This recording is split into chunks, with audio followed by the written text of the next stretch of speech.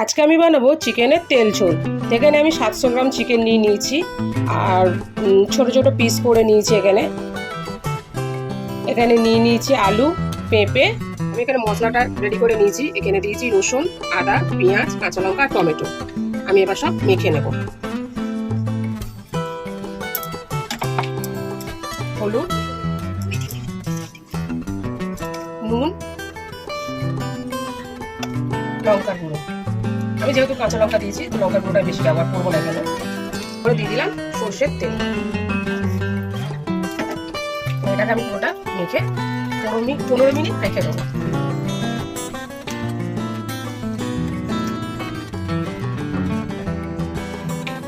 আমি এখানে তেলটা আগে থেকে গরম বসিয়ে দিয়েছিলাম, সর্ষের তেল।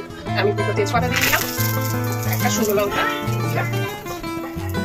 আলুগুলো আমি ভেজে নেবো, আলু আর পেঁপে।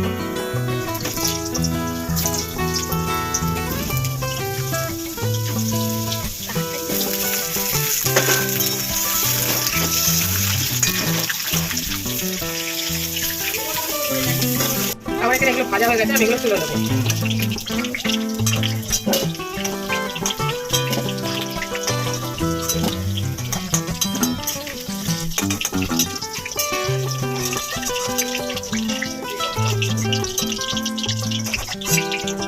দুটো পেঁয়াজ কুচিয়ে নিয়েছিলাম, তেলের মধ্যে ছেড়ে দেবো।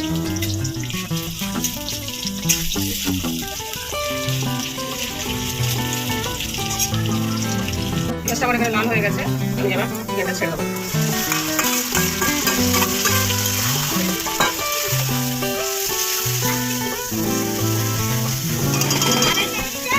আমি এখানে আলু আর পেঁপেটা এবার মিশিয়ে দেবো। তখন আমি অ্যাড করিনি, এখন আমি এটা করে দেবো।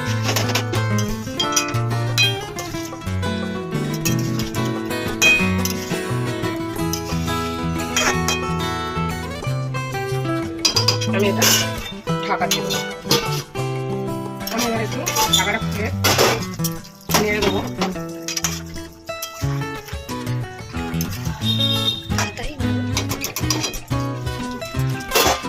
ঢাকা বাড়িটা আমি দিয়ে দেবো।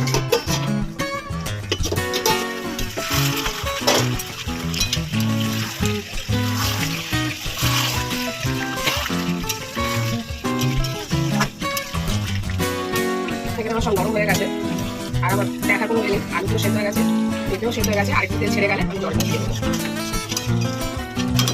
আর আমি ঢাকা দেবো না। এখানে আমার তেলটা ছেড়ে গেছে, আমি এবারে জলটা দিয়ে দেবো।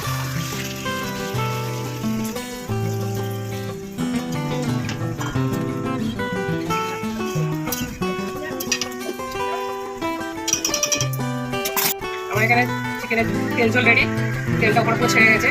এবার আমি এটাকে নামিয়ে নেবো। আমার এখানে চিকেনের তেল ঝোল রেডি। কত সুন্দর দেখতে লাগছে দেখুন। গরম গরম ভাতের সঙ্গে বা রুটির সঙ্গে, দুটোর সঙ্গেই দারুণ খেতে লাগবে।